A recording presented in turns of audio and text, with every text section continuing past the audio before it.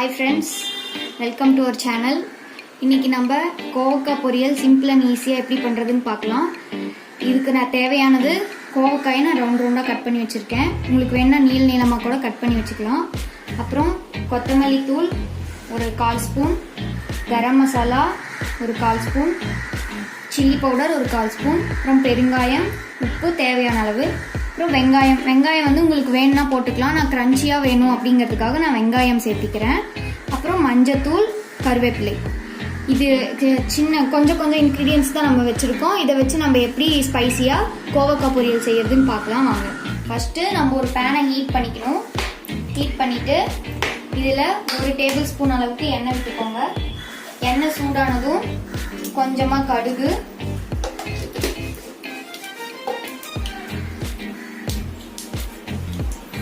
கடுகு பொரிஞ்சதும் இதில் நம்ம வெங்காயம் சேர்த்துக்கலாம். வெங்காயம் சேர்க்காம செய்யறீங்கன்னா ஆயிலையே வந்து நம்ம மசாலாஸ் எல்லாம் ஆட் பண்ணிக்கலாம்.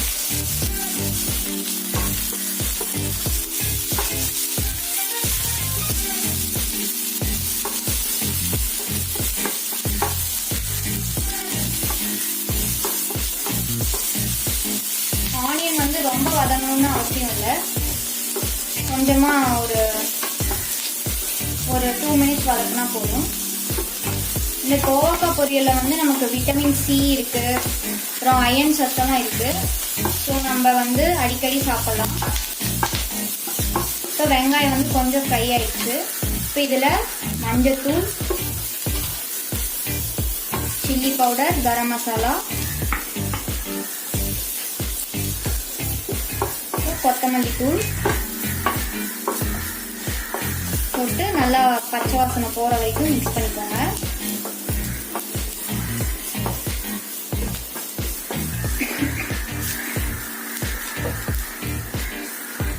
பெருங்காயமும் இப்பயே ஆட் பண்ணிக்கோங்க.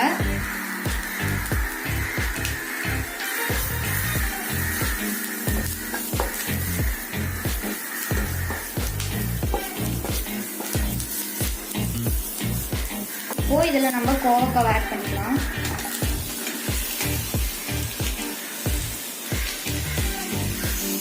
வெங்காயம் ஆட் பண்ணாமல் இருந்தீங்கன்னா ஆயிலே மசாலா ஆட் பண்ணிக்கணும்னு சொன்னேன்.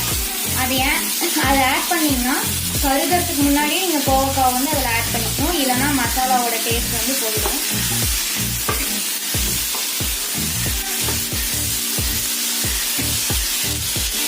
இதை ஒரு டைம் நல்லா மிக்ஸ் பண்ணிவிட்டு ஒரு லிட் போட்டு மூடி வச்சுருங்க.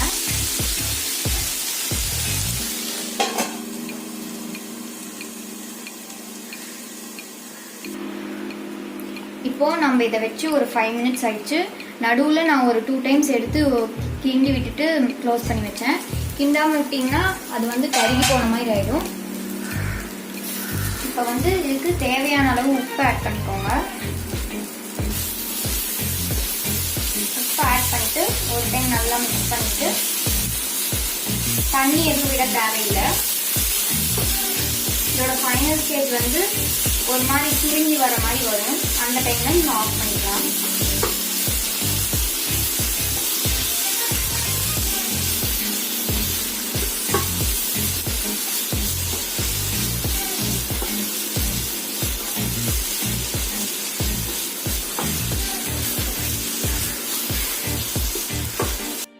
இப்போ அந்த கோவக்காய் பொரியல் வந்து நம்ம எதுக்கு சைட் டிஷ்ஷாக போட போகிறோம் அப்படின்னா, நான் இன்னைக்கு கர்ட் ரைஸ் செஞ்சுருக்கேன். கேர்டை வந்து ரைஸை வந்து நல்லா கொஞ்சம் குழைய வேக வச்சு கேர்டை வந்து போட்டு மிக்ஸ் பண்ணி வச்சுருக்கேன். இதை வந்து எப்படி தாளிக்கிறதுன்னு பார்க்கலாம்.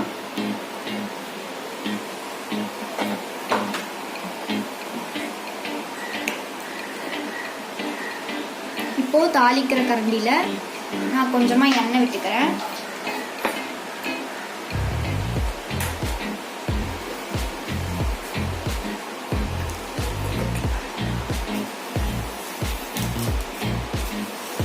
எண்ணெய் சூடானதும்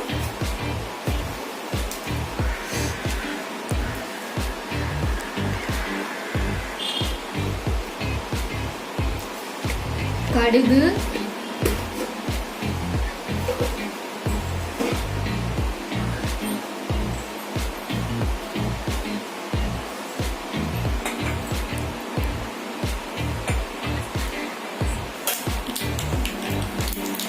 இப்போது கடுகு பொரியுது. இப்போ இதில் வந்து ஒரு இன்ச் இஞ்சி வந்து போடுறேன். போட்டுட்டு அப்புறம் ஒரு 2 பச்சை மிளகாயை வந்து ஆட் பண்ணுறேன்.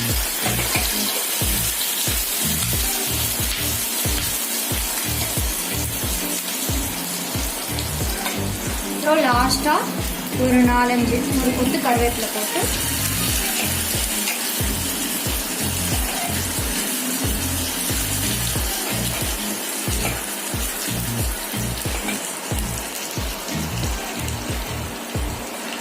இதை வந்து இந்த கர்ட் ரைஸில் போட்டு